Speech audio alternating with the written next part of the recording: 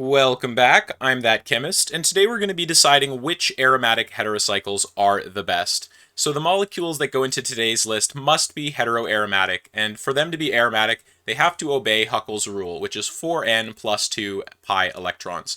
And so the molecules that we're going to be ranking today are based on how remarkable they are, which just kind of means how interesting they are, how useful they are in chemistry, and so on. And so we're not just going to be talking about the parent heterocycles here, we're also going to be talking about its derivatives. So without further ado, let's get started. So one interesting one here is benzothiazole. So benzothiazole is interesting because it has some analogs that are present in pharmaceutical compounds, although it's also synthetically useful. So recently the MacMillan group developed a reagent based on N-heterocyclic carbenes derived from benzothiazoles, and I'll include a link to that in the description. This reagent that they developed is useful because you can convert alcohols into radicals, which then you can couple with various coupling strategies. They've published a few papers on this topic, and it'll be really interesting to see where the field takes these in the future. Now, there's an S in it, so I guess we have to put it in S tier, although it does start with a B, so maybe it's going to go in B tier. So another one that we can look at is Indolizine. So Indolizine itself isn't too interesting. There's some analogs of it which have some biological activity, although there aren't too many. Now, when you look at this for the first time, it'll upset you a little bit because we have a nitrogen atom in the bridgehead. And so you can see instead of having all of the typical orientation where we have a nice clean Keculae benzene ring, we have to not do that so that we can make sure that that nitrogen isn't positively charged. You can do interesting chemistry on these things, although overall it has less interesting chemistry than many of the other ones here. So I think for that reason, we're going to put it in E tier, and we might move it into F tier later. Now, let's talk about one of my favorite ones, Arsole. There's not a lot of Arsole derivatives in the literature, but it's hilarious. It is my favorite IUPAC approved name for a heterocycle because they tried to fight it and they lost. Arsole goes right into A tier. Chemistry-wise, it doesn't have too much useful chemistry. It's not super duper aromatic, and you might be a little bit upset that we're not including phosphol in here, and that's okay. You could be upset. Now, another really interesting one is Indole. So Indole is present in tons and tons of stuff. If you have tryptophan, that's definitely got an Indole in it. There's many other biologically relevant compounds with Indoles in it, including natural products, etc. Indole is an easy S tier, and I don't care what you have to say about it. Indole is awesome. Such a great heterocycle. Now, there's a couple that are less awesome, and those would include Benzofuran and benzothiaphene. Now, there's definitely some really cool molecules that people have made with benzofurans in them before.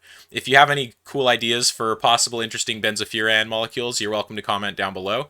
But overall, a benzofuran and a benzothiaphene are kind of used to say that you're doing chemistry on heterocycles without actually tolerating any of the heterocycles that people's chemistry would be useful for. So if you've developed a method and it works on benzofuran, benzothiaphene, but it doesn't work on indole or any of the other complex scaffolds, not too many people are going to utilize that chemistry because it's not very relevant.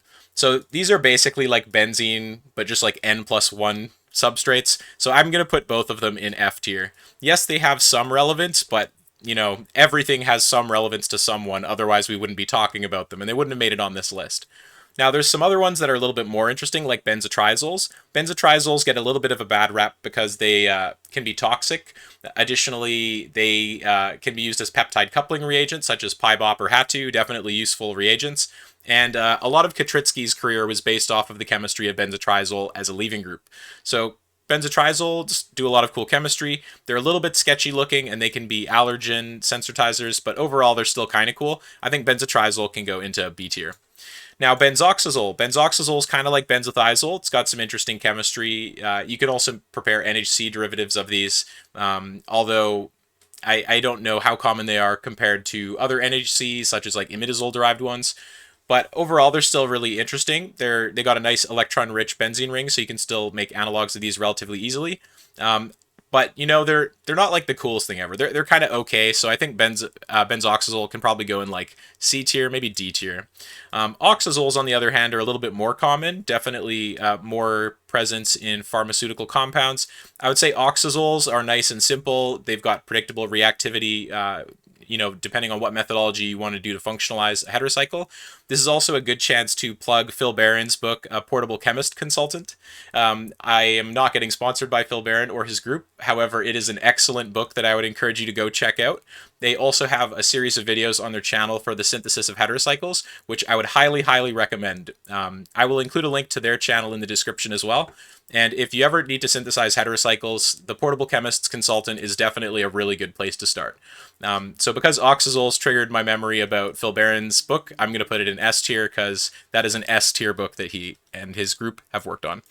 Now, Indazoles. Indazoles are really cool. I think they're another pretty common motif in drugs. It's present in drugs such as Viagra. Definitely. I mean, there's like it's like an analog of indazole with some other nitrogens in the six-membered ring, but you get the idea. I think they're pretty cool. I've done some chemistry with indazoles. They're usually fairly well behaved. If you want to methylate them or alkylate them, depending on your conditions, you can get selective methylation at the 2 position, rather like the position adjacent to the six-membered ring, or you could get mixtures of alkylation or functionalization at both nitrogens if you do a deprotonation with sodium hydride, for instance. But potassium carbonate typically gives you selectivity for the one that you would prefer to functionalize were you to draw an analog of this. So indazoles are pretty cool. I think there's definitely some other cool ones here, but I like indazoles, so I'm going to put them in A tier. Now, Imidazopyridines are a little bit cooler than the Indolizines because you have an additional nitrogen in there, and this is present in certain drugs, such as Z drugs. So it has some clinical relevance, and while they're like less commonly seen in most people's repertoire of synthesis, I think they're definitely a cool class of molecule. And even though I was kind of bashing on the bridgehead nitrogen before, once we have like an imidazole analog, it just looks like super duper medchem-ish. Like it's just like a pretty cool scaffold. So definitely medchem people like their scaffolds. Although I'd say it's a little bit less cool than indazole, although it is kind of like riding the line in terms of like what you'd think is possible to make very easily. So I'm going to put it in B tier. Maybe we'll change its position a little bit later. Now, Selenophene is like barely a heterocycle. It's like Thiophene or Furan. We can go through those ones next as well. Sorry about breaking your immersion for the tier list for a second there. So Selenophene, not too many useful applications. People have kind of made analogs of it just cuz. I think Selenophene has to go right into F tier, although I would be interested in smelling what Selenophene actually smells like at some point. Now, Thiophene is noteworthy because in older chemistry, people were always concerned about it as a contaminant because it could contaminate your benzene. So oftentimes you can find benzene, which is thiophene free. Now, the cool thing about thiophene is they could be used in like molecular electronic type applications. So people who are doing, more application-based organic chemistry often make derivatives of thiophenes. You also see self-healing polymers, that kind of stuff. So thiophenes have some real-world applications. They're not that exciting synthetically to work with because they're like rather straightforward, but they have real applications. So I think they probably belong in B tier, even though, if I saw a thiophene in a scope, I would definitely be critical of the scope as like if they're claiming it works on heterocycles. It's like, yeah, okay, but not really. Now, Furans are another interesting one. So Furans, you can do Diels-Alder chemistry really well because that's a really electron-rich diene. There are several analogs of Furan that are noteworthy. So like methyl THF, for instance, is derived from analogs of Furan that are produced from sugar processing. Furans in general in synthesis, you can functionalize the rings fairly easily, but usually you're looking more at like analogs of Furan rather than the parent heterocycle itself. But as I was saying about the thiophene, because we're kind of like letting thiophene off the hook for having some real world applications, but still not being that synthetically interesting, I think we need to be a little bit harsher for Furan, and because it starts with an F, we're going to put it into F tier. Now, isoxazoles, benzimidazoles, maybe let's try and work our way through some more of the 5-6 fused bicycles. So this looks like the last 3 of them here, so let's work through these. So benzisoxazoles have some pharmaceutically relevant compounds containing them. Now, the one thing I'll say about benzisoxazoles, if you ever smell the parent heterocycle, it smells like maple syrup, but it smells like evil maple syrup. And I don't really know how to explain it more than that. It's like you smell it and you go like, oh, that's kind of like maple, but it's not nice. And even if you have a sealed bottle of it and you've like parafilmed or electrical taped the living daylights out of it, it'll still reek of maple syrup, but it's in like a nauseating way. So even though it's kind of got like a maple syrup smell, it's like pretty negative. And that NO bond is not like super happy. So I think we're going to need to be a little bit harsher for it and put it in E tier. Now, benzimidazoles, super bioactive, present in lots of stuff, also useful as ligands. Like, there's tons of applications of benzimidazoles. Easy S tier. Now, purines are present in DNA, for instance, in guanine and adenine. Very useful. There's plenty of drugs with purine in it, such as caffeine. Caffeine is in soda. Purine goes right to S tier. Okay, so triazoles. Triazoles are really common in click chemistry, which is where we combine an azide with some sort of alkyne, and these can be used in biological applications. So people can do click chemistry in cells. It's usually mediated by copper, and there's not a ton of alkynes in cells, and there's usually no azides in cells, so this is a pretty good selective reaction that even biologists can do the chemistry for. So if a biologist can do the chemistry, that means it's pretty good chemistry. So we're going to put the triazole into S tier. Very useful for labeling proteins, for instance. Now, maybe let's work through some of the 6-membered rings, because we've just kind of ignored those for the most part so far. Okay, I'm just going to move them all up here really quick, and then we can get to it. So let's start with dioxins. So if you're not familiar with dioxins as a class get a bad rep because they're persistent organic pollutants in the environment. So certain pesticides such as Agent Orange contain trace amounts of tetrachloro, trichloro, and other dioxin derivatives. Like they're like dibenzodioxins with like a benzene ring on either side. Instead of a double bond, you have like a whole benzene ring. And those are present like everywhere, and they don't break down, and they're really terrible for lots of living things. If you've never read about dioxins, it would be worth reading about them. And a lot of the time when we have to phase out chemicals that are used as like pesticides or, you know, other crop chemicals, etc., it's because they have either impurities or they have long-term effects on the environment that we weren't aware of. So it's an important area of consideration, especially as you're developing new chemicals, is what are the long-term effects going to be on the earth? Definitely an important consideration. Now, here's one that I would never include, but someone in my Discord pleaded with me to include because their PhD studies focused on phosphinines. They also go by another name, which is escaping my mind at the moment. These things aren't super duper stable. There's not a lot of super interesting analogs that have been made with any pharmaceutical relevance. Although the cool thing you could do with these is you can make them into phosphorus 5 derivatives. And so when I was doing research for this episode, I, for instance, found analogs with 2 fluorines connected to the phosphinine. And I thought that was kind of interesting because normally if you see phosphoryl fluorides, it's either as like a nerve gas or something else a little bit terrifying or unpleasant to work with. So phosphinines, because they're obscure, they can go into F tier, but they are still a little bit cool because normally you don't see heterocycles containing phosphorus. Okay. Tetrazines. Let's look at tetrazines next. We briefly talked about a tetrazine in the episode about pink chemistry. If you haven't watched the video on pink chemistry, I'll include a link to that here. The interesting thing about that derivative is that it is pink, obviously, and it's used as an insecticide against mites. Now, most of the time when you have tetrazines, you don't think about them as having biological activity. You think of them as intermediates, because there's a lot of nitrogen there that does not want to be there. So usually when you see tetrazines, it's in Diels-Alder reactions to form pyridazines. And so tetrazines are useful as intermediates, although there's not a ton of great ways to make analogs of these, although there was a recent paper within the last year or so where someone came up with a really clever way to functionalize these. If you come across that paper, you know the paper I'm talking about, comment down below and I'll pin that comment. So tetrazines are pretty cool for Diels-Alders, and once you learn about Diels-Alders and you learn about the reaction of tetrazines, it's one of the things that will like strike a flame in your heart towards Diels-Alder chemistry. So I think we're going to put it in C tier for that reason. A little bit cool, not super useful, but definitely interesting. There's a lot of nitrogens in that ring. Now, pyridazines, you see a little bit more prevalence of these in pharmaceutical, pharmaceutically active ingredients, APIs, also in just research in general. Although personally, I have never worked with a pyridazine. I might have worked with like one analog of an indole derivative once, but they're super obscure, although they are really cool to see. So I will say this one we're going to be a little bit more harsh. Maybe we'll put it in E tier. Now, pyrimidines. Pyrimidines make up the remainder of the DNA bases that we haven't discussed so far.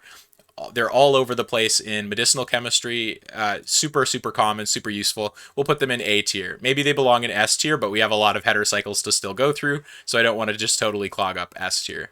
You know, maybe we'll move dioxins into like A tier or B tier. Just, you know, we still want to make sure you're aware of them. I talked about them. I put them in S tier. You've already categorized that information away. We can be a little bit harsher and move dioxin to D tier now because you already learned about them. Great. So pyridines are everywhere. Pyridines are super common in synthesis, both as the parent pyridine compound, DMAP, etc. It's used as the cofactor PLP. It's, you know, that's a really cool reaction, by the way. If you haven't ever looked at transamination with PLP mediated, transamination, really cool process, especially if you have a good understanding of organic mechanisms. You'll appreciate biology a lot more if you look at that mechanism. That's one of the mechanisms that actually like makes me kind of fall in love with biology a little bit more because it's so cool. Really cool reaction. Pyridines can go into A tier.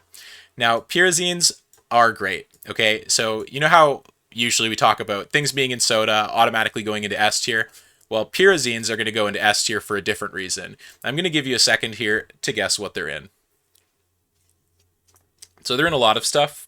My favorite thing that pyrazines are in is bacon, and it's believed that pyrazines, like such as 2,5-dimethylpyrazine, are one of the main components of the odor of bacon, and I absolutely love bacon. If you love bacon, comment bacon down below, because hey, bacon's the best. Best meat, S tier. Now let's go through some of the other 5-membered rings we haven't covered yet. So we'll do a few of these, and then we'll switch to some of the other more interesting ones. Maybe actually let's start with Tetrathiafulvalene. So if you're like most organic chemists, you'll have never seen Tetrathiafulvalene before, although it's actually the most studied heterocycle in existence. So the reason that Tetrathiafulvalene is so interesting is it can be used in molecular wires. And so tons of materials chemists have developed like lots of analogs of these and have looked at the effects on their redox properties, which are sometimes solvent dependent.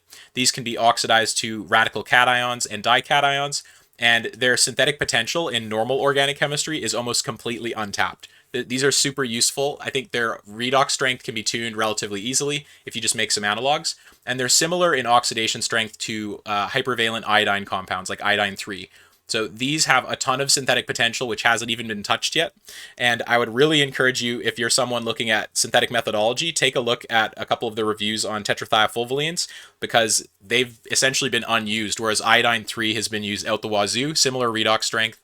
There's been like a couple papers where people react aryl diazonium species with these, and it can mediate some cool cyclization transformations that kind of look like general chemistry to form 6,5 fused bicyclic compounds. But this is a really important motif, even though it's a little bit expensive and somewhat annoying to make. It and its analogs are really useful, and I think they'll be super useful moving forward in synthetic methodology. We have 4 sulfurs in here. It's definitely going to have to go into S tier. Now, speaking of things that need to go into S tier, let's talk about porphyrin. So you might think porphyrin's just a boring inorganic ligand compound, which it is, but analogs of these are pretty important in inorganic chemistry. We're pretty harsh towards inorganic chemists sometimes on this channel. So, porphyrin's probably going to go into S tier, but it's also present in heme, which is, one of the structures in red blood cells that carries oxygen, and we wouldn't be breathing right now if it wasn't for porphyrin. And if we weren't breathing, we wouldn't be able to eat bacon or drink soda. So we can put it into S tier. And, maybe you can pour some soda out for the inorganic chemists among us. Just pay some homage to them. So let's look at isoxazole. So isoxazole is another interesting 5-membered ring. So 5-membered aromatic ring. This is present in some compounds such as muscimol and ibotenic acid, which are found in Amanita muscaria. If you haven't seen the video on mushroom mycotoxins, I'll include a link to that here where we talk about some of those compounds. Now, in medchem, they're also relatively common, maybe not as common as some of the other ones that we've put in S and A tier, but they're still really useful and really common, and they're a little bit more stable than the benzisoxazoles. So these are kind of cool. Maybe not like the most cool, but they're pretty cool. So why don't we put them in A for Amanita muscaria? That makes sense to me. Now, 1,2,4-triazoles are really common in drugs. They're useful. They're kind of interesting looking. The first time you see one, you go, wow, that's a really medchem looking scaffold. And depending on how you functionalize these, you can change it so that the NH is at the single nitrogen or it's on one of the double nitrogens. So definitely challenging to utilize methodology that install these. More chemistry developed tolerating nitrogen-containing heterocycles would be greatly appreciated by the medicinal chemistry community. And when you look at something like this, it's just so cool, right? It almost looks like an energetic compound, but not quite. I think we'll put it in B tier for that reason. Now, thiazole is really useful. It's present in many bioactive compounds, such as thiamine, which is vitamin B1. Vitamin B1 is another really cool compound, and the enzyme that uses vitamin B1 actually uses it as an NHC. So this gets functionalized at the nitrogen. It makes it easier to deprotonate this alpha CH, and this will make a carbene that can mediate lots of cool reactions. When you have NHC-based reagents, you can do cool chemistry like the Stetter reaction, making Breslow intermediates. It's super, super cool. Another plug for Phil Barron's course is talking about Breslow intermediates and the Stetter. Really useful for making heterocycles. And in this case, we can use one heterocycle to do even more interesting heterocycle synthesis. So thiazoles can go into A tier. Okay, perols are interesting. They kind of get a love-hate relationship. You probably know someone taking Lipitor, someone maybe a little bit older. Pyrrole is present in Lipitor, and the chemistry of pyrroles is really easy because that's a really electron-rich ring. So it's like a pretty angry molecule. We were talking before about Furan doing a lot of Diels-Alder chemistry because it's electron-rich. Pyrrole is so electron-rich that if you have the parent heterocycle, it'll just decompose itself into polymeric garbage. So it's a little bit too reactive. It's present in drugs, but usually it's a little bit too electron rich, although there's several applications where it's used. It's a little bit boring, but if you can do chemistry that tolerates pyrrole, that's better than Thiophene or Furan. So I think we could probably get away with putting it in C tier. Now, pyrazole. I love pyrazoles too. Pyrazole's really cool. Not too much nitrogen in there, so most chemistry will work. It'll still dissolve and stuff. That's another thing I haven't talked about with several of these, nitrogen-rich heterocycles is that they're like brick dust. They are very hard to dissolve in anything other than like DMSO or hexafluoroisopropanol or glacial acetic acid. Although pyrazoles are usually still well behaved. You can get them to go in most normal solvents. I've done chemistry on lots of analogs of pyrazoles. They're very present in, building blocks for pharmaceutical compounds. Super interesting. Pyrazoles are awesome. They can go in A tier. Now, imidazoles are kind of cool, but they're also kind of annoying. So if you want to make derivatives of these, Phil Barron's book has the best resource for how to make analogs of imidazoles, in my opinion. Now, the problem is they're like pretty stubborn to functionalize. Lots of analogs containing imidazoles exist. It's also present in biology, such as like in histidine. If you've ever been poked by stinging nettle, you've been injected with histamine, amongst other compounds. So imidazoles, definitely bioactive, just maybe not in the ways you want. I still think that they're important enough that they belong in A tier, maybe even S tier, but S tier is pretty full. Maybe we'll make a bit of space and then put imidazole right in between A and S tier, because we can do that. Why? Because this is my channel. Now, oxidazoles are a little bit like 1,2,4-triazoles in the sense that they have pharmaceutical relevance. In this case, you can make analogs of these relatively easily, although you don't have too many points of functionalization. You kind of have two spots. So it's still kind of interesting. I've worked with oxidizole derivatives in scope work before. They aren't the nicest smelling compounds. They kind of smell like pyridine. Yeah, I actually haven't talked about smells for any of these, but basically if it's like a 5 or 6 membered ring and it has a nitrogen in it, it usually smells pyridine-like, but maybe a little bit less pleasant. Maybe sometimes like the smell of a freezer. So oxidizoles, like they have pharmaceutical relevance. It's kind of hard to do chemistry on them because there's only the 2 points. And, let's be a little bit harsher on oxidizole. It's a diazole, so we can put it in D tier.